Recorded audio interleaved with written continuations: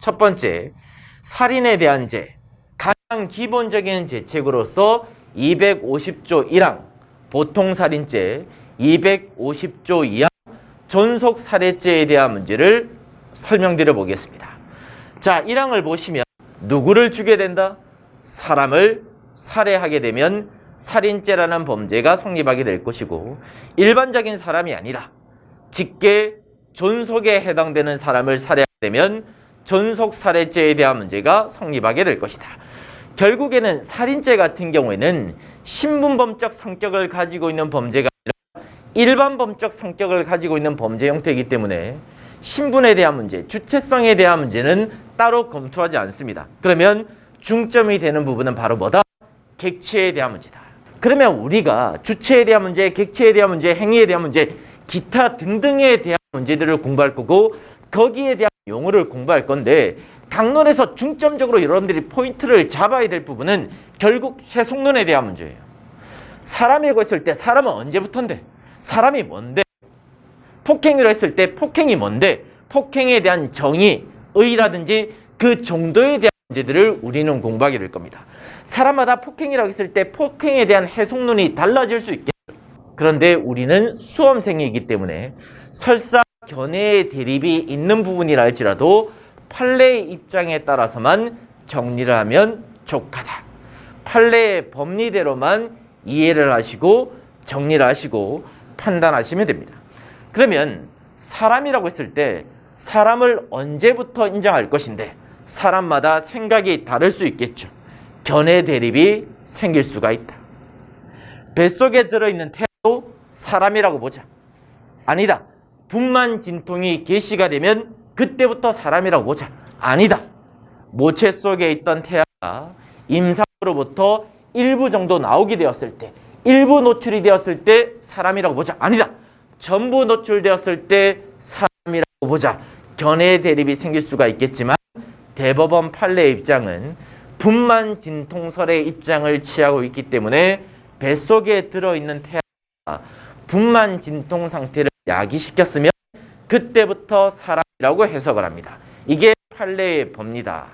분만 중인 태아를 조산원이 질식사에서 만들게 되었을 때 업무상 과실치사죄가 성립될 수가 있는가에 대한 문제가 문제된 사건에서, 선생님 왜 살인죄가 아니라 업무상 과실치사죄에 대한 문제를 논의하고 있습니까? 라고 질문을 할 건데, 사람을 고의로 죽이면 살인죄에 대한 문제로 갈 거고, 사람을 고의가 아니라 주의 의무를 태만히한 과실로서 죽이게 되는 경우에는 업무상 과실치사죄 등에 대한 문제가 논의될 수가 있습니다. 그러면 갑이라는 조산사가 분만 진통이 개시된 A라는 임산부가 찾아왔습니다. 분만 진통이 개시가 되었기 때문에 뱃속에 들어있는 태아 자체는 사람이라고 봐야 돼요. 그런데 이 조산사가 가실로서 뱃속에 들어있는 태아를 죽게 만들었다면 고의로 사람을 죽인 것은 아니기 때문에 살인죄에 대한 문제로 우일할 수는 없는 것이고, 주의 의무를 태만히 한 과실이 있는 경우에 사람을 죽였다면 업무상 과실치사죄가 성립이 될 것이다.